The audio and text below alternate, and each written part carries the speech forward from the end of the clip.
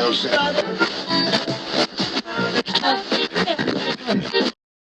three. Happy Easter. It's your girl Jasmine from the Creating Career Network. And Gma with CUSP, Change Using Strategic Planning. And we're here for episode 2. All right. So, in the spirit of Easter, I was thinking, if I say the term to you, don't put all your eggs in one basket. Mm-hmm. What does that mean? In the career sense? Or just in general? In general, in life. Oh, never put all of your opportunities, all of your ambition, all of your work into one simple task.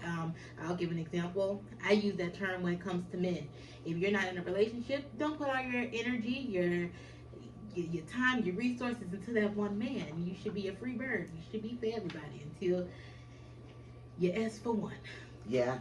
And from a career sense, since that is sort of our partnership, I think it applies there pretty well as well, right? For sure. So you want to give 100% to your job if you have a job, but you always should be looking for opportunities, I think, to catapult in your career or do something you love. Like you may be working as an accountant, but you love painting, right?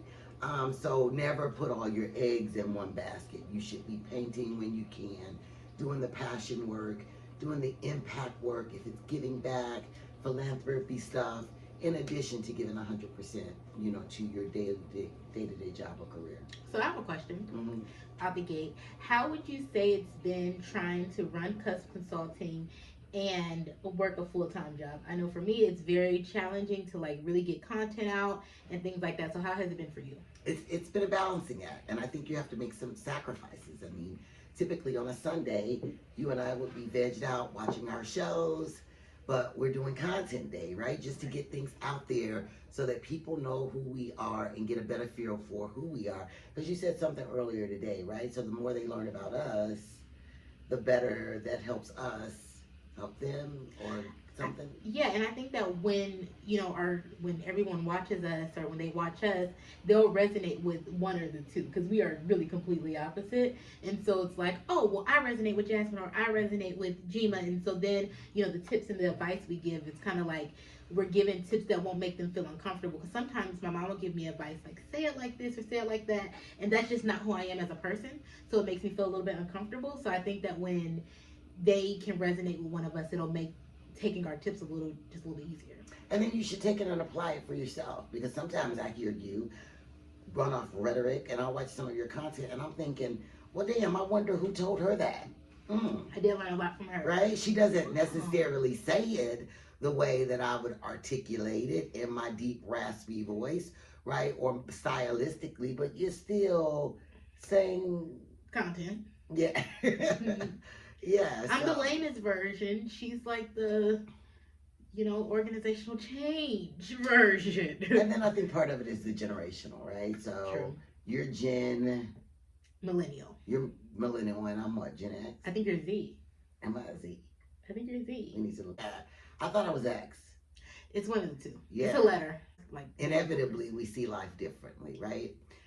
I grew up in Flint, Michigan, and I guess it's story time. I grew up in Flint, Michigan. I've been working ever since I was probably about 10 to 12 years old. Me too. No, you 14. I've been working my whole life, okay? And I'd say what we have in common is we didn't work because we had to. Would you say you had to work? Definitely not. No, Absolutely. I didn't work because I had to, right? I worked because I wanted to. Like, I wanted to make my own money, and then by the time I got in high school, I wanted to do things and buy things that just was not in my mom's necessarily in her budget frame. Mm-hmm. So, but I always had the desire to work. It was intrinsic in me. Intrinsically, I've always wanted to work. So, but I think I got you beat. I started at about 10 with the newspaper boy. I was my first job was 14, but I remember on my 13th and 363rd, 2 days before my 14th birthday, Brewster's was hiring. I definitely made sure I had an application at Brewster's, Aeropostale. There was, when I was younger, I think you could only work 4 hours. I made sure they knew I was available for 4 hours. My first job was at an elementary school. Yeah, so my first job was the newspaper boy when I was about 10, 11. And then after that, my stepdad and I had our own business. Well, it was his business, but I was like his sidekick. Mm-hmm. We were cleaning businesses, so we would go in and clean up businesses, particularly my mom's. The health center where my mother was working was one of our first clients. You know, we bumped heads a lot, and I'm trying to remember how those jobs ended. And then eventually, my next big job, like W-2 job, was at Arby's. And Can you tell? Okay, sorry. Just because I know her history and I just think y'all need to hear it. Can you tell the story that you told at Granny's Wake about your craziest job moment? You already should know. It involves your mama. Arby's, Was it Arby's? where the situation happened. Yes, it's Arby's. Your best Oh friend my worked with God. you? Tammy, Yep, it's Arby's. I told people that. You definitely told them at the wake. Oh my God, that was our closest friends and family, and I guess you guys will soon be a part of the Change Network and our closest friends and family. So with that, my first job, my first W-2 job, I was working for Arby's, and I had a manager, and my manager was really rambunctious. She was actually, now that I am a little bit more seasoned in my career, very unprofessional, and probably shouldn't have been the manager over the staff. So one night we were working, and she was just talking to me so aggressively and telling me what she was going to do. She was going to jump on me and all this stuff. Now, mind you, I'm 16. She's about maybe 26, so she's maybe your age at the time, right? And I had a fairly young mom, so I can't do the math quickly, but mom maybe been 36, right? So it was like a 10-year difference for each person. So I called mom and I was like, Mom, you know, this lady is at work and she's really talking to me crazy, and she said she's going to slap me down and this, that. And mom was like, what? Yeah. She said she going to do what?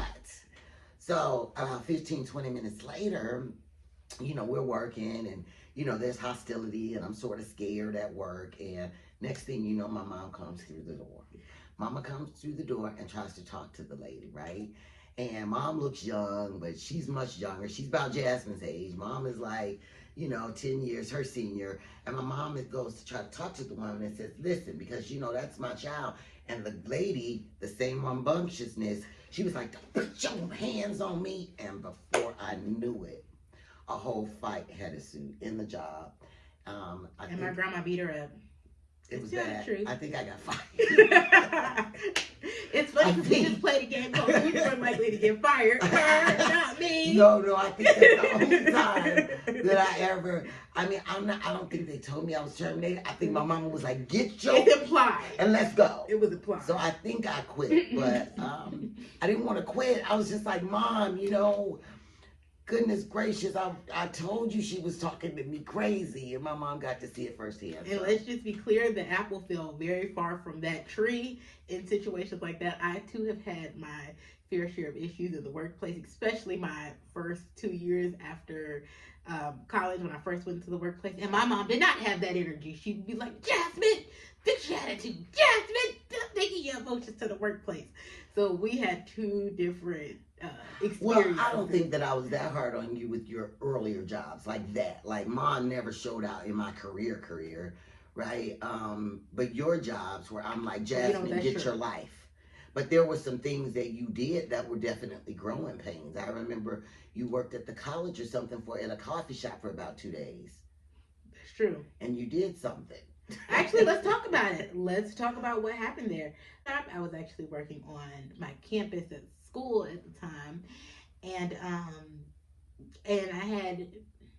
was hacked. Okay, I was hacked, but I was hacked, and in my hacking, they said some crazy stuff via Twitter, and it went viral. And I instantly, next day, I came in 5 o'clock in the morning, ready to make coffee and bagels, and my boss called me in. She was like, yeah, you're fired. That tweet went viral, and I swerved it down like, I definitely was hacked. It was not me. Someone took my password. It was one of my old friends, and she was like, yeah, and I believe you, and I do believe you. However, your picture is right there, so I mean, I guess that's just a little tip. Be mindful of what you post on social media. That was over a decade ago, and so I would never get in trouble for something like that now. But you just want to be mindful of the things you post on social media, and sometimes it's not even thing that you might necessarily think is a problem, but you might just offend the wrong person. So be careful, even when you're joking. Even, I know a lot of us are trying to become Because it was a influencers joke. and stuff. Now, it was definitely a joke. Yeah. And I know that, a lot of us are becoming influencers and stuff like that. You don't want your past to haunt you. So Retrospection. We always want to take those opportunities to reflect on the past, our lessons learned, and then most importantly, self correct, because life will prove to you if you don't learn the lesson the first time, you will be kind of a repeat offender. right. And so until you get it, you're going to keep going through it. So learn from some of our earlier mistakes. Most importantly, learn from your own and make good decisions. Yeah. I remember I went back to go talk to my school one time and told them the story. The kids were like, "Well, tell me more. We want to hear." Like, the kids were really interested in knowing about how social media affects them. And I think a lot of, our younger people, this social media thing, what you put out there, you can never take back. But let's talk a little bit about that. Let's reflect back on high school. I mean, it was a decade or so ago for you, but I was at the nail shop recently, and gosh, we've been going to that same shop for close to 20 years. Yes, can you see my eyebrows? I ain't never going nowhere else. We're close to 20 years we've been going to them, and the owner is just so proud of you. She's like, Juma, because I remember what you went through. I remember, right? So I will give the disclosure that she wasn't the worst kid in the world, but I worked extremely hard to bring Jasmine up in a really good environment. It was a lot different than my upbringing in Flint, Michigan. We lived in the suburbs. I thought I had her in the ideal school district for some reason. I called it the only child syndrome for a number of years, but she just gravitated towards, kids that I would have not necessarily have picked for her as friends, right? And just getting involved in stuff. And, it was that preteen time. And she ended up getting into a lot of trouble at school her first year of high school, if I'm not mistaken. And so had a little stint there where we had to deal with alternative school for a semester. Yeah, I was definitely expelled for fighting. In high school, I was definitely over a boy, because that seems to be what girls fight about. But another subject for another day. It is, but I got into a fight with actually one of my friends at the time, or we had been friends. And I was expelled. Going to the gift center was a crazy experience that's the alternative school I went to. The gift center was a crazy experience for me because I wasn't a bad kid, but I also believe in defending myself to this day.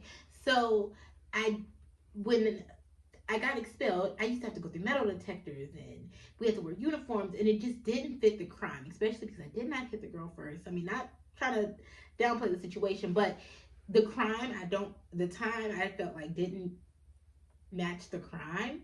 But I'm grateful for all my experiences, and that's why, so I know a lot of people be like, wow, she's talking about, the time she went to alternative school. They wouldn't be that transparent and that honest with you, but I think that that's what makes me such a dope career coach. I've been expelled before. I've been in trouble in college before. I've had my fair share of issues, and that's just not who I am anymore. I don't get in trouble at work anymore. I get paid very well now. I have a great career. It's all about change, and it's all about leveling up. So if you're out there and you're watching and you're like, I did X, Y, Z in my past, it's gonna hold me back. It's not, unless you let it.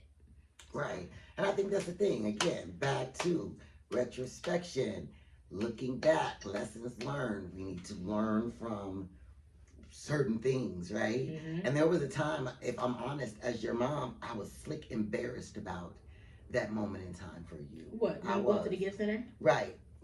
And then I had teachers to say to me, because she didn't get in trouble for not being smart.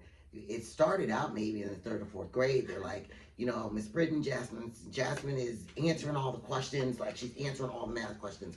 And I was working in education at the time, so I'm like, learn how to differentiate your instruction. You know what I mean? Use her in a help capacity, right?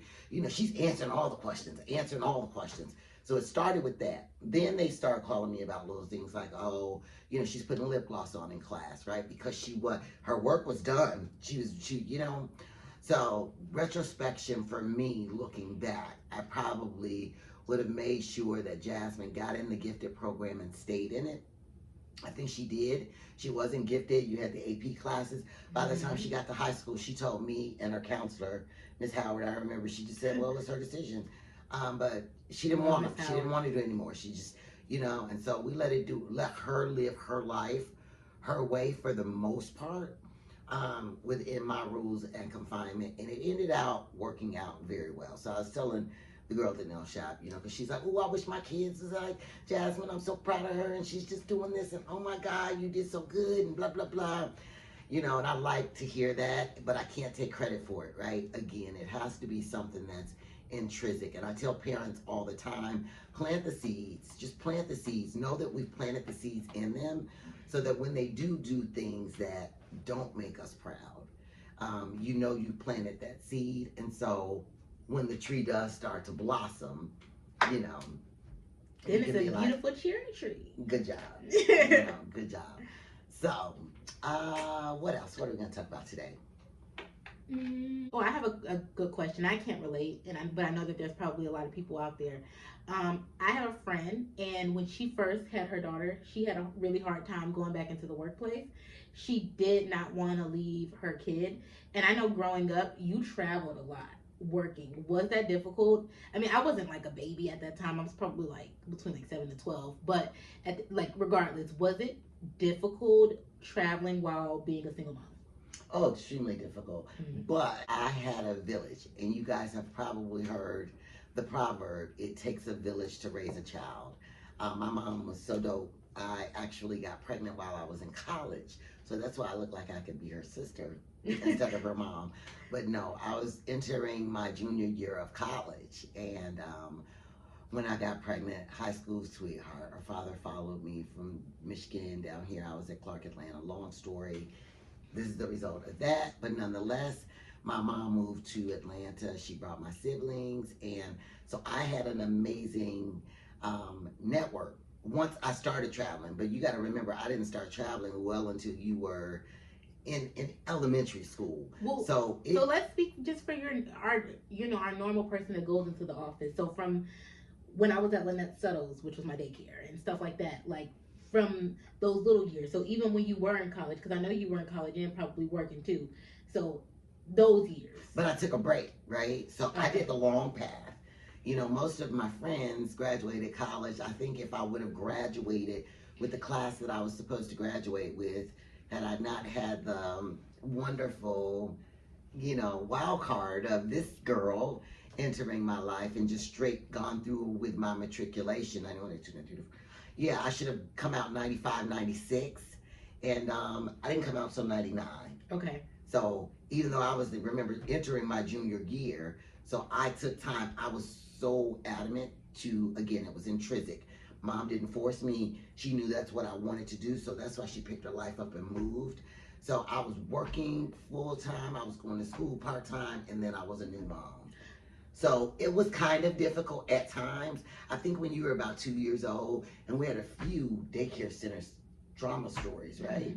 Mm-hmm. But for the most part, I had my family, so it was really a blessing. So you've reached the end of our segment. I hope you enjoyed it, but we got homework for you. So we made a TikTok. I love TikTok. You love TikTok? I love TikTok. Okay, well, anyways, we made a TikTok, and it is who's more likely? Career edition. Exactly. So it was me and my mom. We played, but we want you and your friends, your coworkers, your buddy, whoever. We want you to play. We want to see who's more likely. So we'll link the TikTok below. Make sure you tag one of us in it. And we can't wait to see your homework and your responses. But you better do your homework. Who's more likely? Career edition. Who is more likely to call out 2 hours before shift? Who is more likely to get fired? Who is more likely to get promoted in 6 months or less? Who is more likely to start 6 hustles in addition to their day-to-day job? Who's more likely to set a healthy work-life balance? Who is more likely to go to work with only 2 hours of sleep after a turn-up? Who is more likely to become friends with their coworkers? Who is more likely to attend an after-hour event? Who is more likely to fake an emergency to leave work early? Who is more likely to do a no-call, no-show? Who is more likely to steal from the job? Who is more likely to fall asleep at work? Thanks again, guys, so much for watching. We really appreciate having you, and we'll be back next Sunday, same time, same place.